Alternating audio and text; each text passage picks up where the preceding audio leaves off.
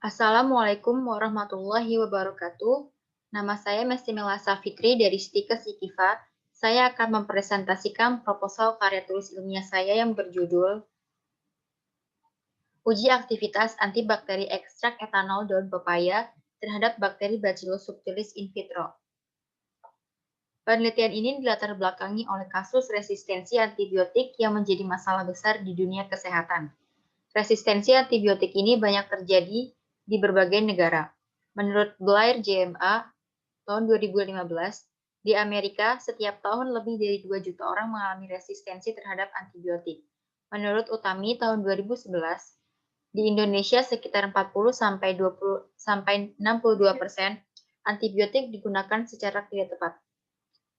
Penggunaan antibiotik yang tidak tepat dapat memicu terjadinya resistensi bakteri. Akibat dari resistensi antibiotik adalah bakteri akan sulit untuk dimatikan, penyakit akan susah untuk disembuhkan, dan penyebarannya menjadi sulit untuk dihentikan. Efek dari kondisi ini, pasien harus menjalani pengobatan yang lebih lama dan menanggung biaya yang lebih mahal. Berkenaan dengan hal tersebut, penelitian untuk menemukan obat-obatan baru menggantikan obat-obat yang telah menjadi tidak efektif terus dilakukan. Dimulai dengan pemanfaatan bahan alam yang mudah ditemukan dalam kehidupan sehari-hari seperti tumbuhan pepaya. Tanaman pepaya mempunyai waktu tumbuh yang relatif singkat, serta telah digunakan untuk pengobatan secara turun-temurun. Menurut Kirana Najati tahun 2017, ekstrak daun pepaya mengandung enzim papain dan alkaloid karpain.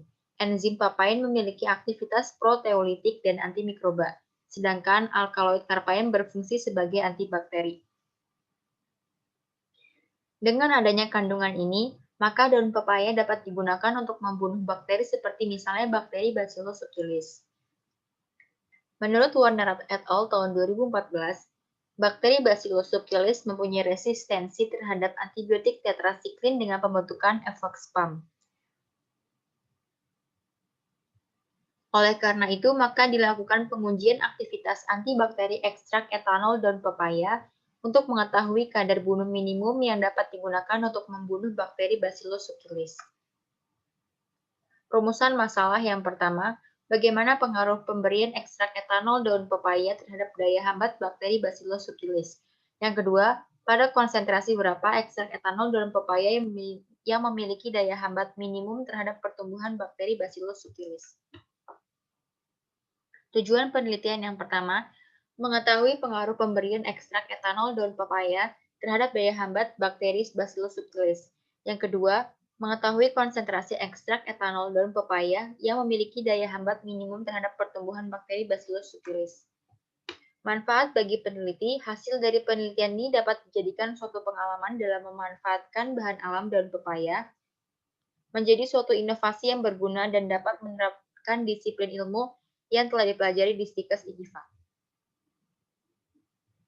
Manfaat bagi instansi, hasil dari penelitian ini dapat dijadikan sumber informasi untuk penelitian selanjutnya dalam pemanfaatan bahan alam daun pepaya, serta data yang didapatkan bisa digunakan untuk membuat obat-obatan baru yang berguna bagi kehidupan manusia. Manfaat bagi masyarakat, hasil dari penelitian ini diharapkan dapat menambah pengetahuan masyarakat tentang alternatif bahan alam yang telah diketahui efektivitas dan telah dilakukan pengujian di laboratorium.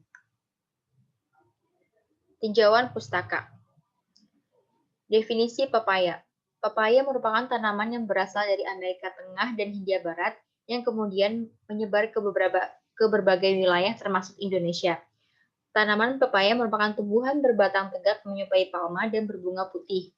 Tanaman pepaya tumbuh pada tanah yang subur dengan suhu udara 22-26 derajat Celcius serta kelembapan sedang sampai tinggi. Klasifikasi pepaya berasal dari kingdom Plantae, divisi Spermatophyta, kelas Dicotyledone, ordo Cristales, famili Caricaceae, genus Carica, spesies Carica papaya. Kandungan kimia daun pepaya. Daun pepaya mengandung zat aktif yang cukup banyak. Namun zat aktif yang bersifat antibakteri adalah alkaloid karpain. Rasa pahit pada daun pepaya disebabkan oleh kandungan senyawa alkaloid karpainnya. Zat ini sangat ampuh digunakan sebagai penurun demam, mereduksi tekanan darah, dan membunuh mikroba. Daun pepaya muda mengandung alkaloid dan enzim papain yang lebih banyak dibandingkan dengan daun pepaya yang tua. Daun pepaya terbukti memiliki efek antibakteri terhadap bakteri gram positif, yaitu Bacillus subtilis, Pseudomonas aeruginosa, dan Staphylococcus aureus, maupun bakteri gram negatif, yaitu Escherichia coli. Definisi antibakteri adalah suatu zat atau senyawa yang dapat menekan atau membunuh pertumbuhan bakteri. Mekanisme kerjanya ada 5. Yang pertama, mengganggu metabolisme mikroba. Yang kedua, menghambat sintesis dinding sel bakteri. Ketiga, mengganggu permeabilitas membran sel bakteri. Keempat, menghambat sintesis protein sel bakteri. Dan yang kelima, menghambat sintesis atau merusak asam nukleat sel bakteri. Bakteri merupakan sel prokariot yang khas, uniseluler dan tidak mengandung struktur yang membatasi membran di dalam sitoplasmanya. Reproduksi utama dengan pembelahan bina sederhana, bakteri dibagi menjadi 2 golongan, yaitu bakteri gram positif dan bakteri gram negatif. Resistensi didefinisikan sebagai keadaan tidak terhambatnya pertumbuhan bakteri dengan pemberian antibiotik. Klasifikasi Bacillus subtilis berasal dari kingdom Bacteria, phylum Firmicutes, kelas Bacilli, ordo Bacillales, famili Bacilliaceae, genus Bacillus, spesies Bacillus subtilis. Ceftriaxone adalah antibiotik generasi 3 yang berasal dari golongan cephalosporin. Antibiotik ini memiliki efek antibakterial dengan spektrum luas, aktif terhadap bakteri gram positif dan gram negatif. Metode penyarian. Ekstraksi adalah sediaan kental yang diperoleh dengan mengekstraksi senyawa aktif dari simplisia nabati atau hewani menggunakan pelarut yang sesuai. Maserasi adalah proses pengekstrakan simplisia dengan menggunakan pelarut dengan beberapa kali pengadukan dengan temperatur suhu kamar. Prinsip metode ini adalah pencapaian konsentrasi pada keseimbangan. Pelarut adalah cairan yang digunakan untuk ekstraksi. Pemilihan larutan penyari juga harus memenuhi beberapa kriteria. Etanol digunakan sebagai larutan penyari karena lebih selektif. Kapang dan kuman kulit tidak dapat tumbuh dalam etanol 20% ke atas. Tidak beracun, netral, absorpsinya baik. Etanol dapat bercampur dengan air pada skala perbandingan, panas diperlukan lebih sedikit. Etanol dapat melarutkan alkaloid basa, minyak menguap, glikosida kumarin, flavonoid, anthraquinone, steroid, dan klorofil. Sterilisasi adalah suatu proses untuk mematikan semua organisme yang terdapat di dalam suatu benda. Uji aktivitas antibakteri dibagi menjadi beberapa metode. Yang pertama, metode penyarian. Yang kedua, metode difusi agar dan dibedakan menjadi 2 cara, yaitu cara Kilpi-Bauer dan cara Sumuran. Landasan teori. Bakteri Bacillus subtilis secara komersial digunakan untuk biopestisida agar patogen tular tanah yang menyebabkan penyakit pada tanaman dapat terkendali. Oleh karena itu, sayur ataupun buah yang menggunakan biopestisida tersebut tidak dicuci, maka akan menimbulkan kontaminasi pada makanan. Manifestasi klinis dari Bacillus subtilis antara lain diare, meningitis, endokarditis, dan infeksi mata. Menurut Wanarat tahun 2014, berdasarkan hasil penelitian, bakteri Bacillus subtilis resisten terhadap chloramphenicol dan tetracycline sekitar 18-64%, serta terhadap rifampicin dan streptomycin. Antibakteri yang diketahui masih peka terhadap Bacillus subtilis adalah ceftriaxone. Menurut Nurani tahun 2019, kadar hambat minimum yang dihasilkan oleh ceftriaxone terhadap bakteri Bacillus subtilis sebesar 97,66 ppm. Penggunaan antibakteri yang semakin meningkat dan beresiko terjadinya resistensi jika dikonsumsi secara tidak tepat telah mendorong banyak peneliti untuk menemukan antibakteri dari bahan alam. Salah satunya adalah tanaman pepaya. Menurut Yuli Retnani tahun 2015, daun pepaya mengandung 3 varian enzim, yaitu enzim papain sebanyak 10%, kemoprotein sebanyak 45%, berfungsi sebagai reaksi hidrolisis protein dengan polipeptida, lisozim sebanyak 20% per 100% sebagai antibakteri dan bekerja dengan cara membelah dinding sel pada bakteri. Hipotesis. Pertama, ekstrak etanol 96%, daun pepaya konsentrasi 15, 25, 50, 75, dan 100% mempunyai aktivitas antibakteri terhadap Bacillus subtilis. Kedua, nilai kadar bunuh minimum dari hasil ekstrak etanol 96% daun pepaya dalam membunuh Bacillus subtilis ditentukan dari hasil penelitian. Metodologi penelitian. Bentuk penelitian ini adalah penelitian eksperimental laboratorium. Kerangka konsep, variabel penelitiannya, uji aktivitas antibakteri ekstrak etanol daun pepaya terhadap bakteri Bacillus subtilis in vitro. Definisi operasional. Cara pengukuran uji aktivitas antibakteri adalah kadar bunuh minimum yang terjadi diukur dengan menggunakan jangka sorong.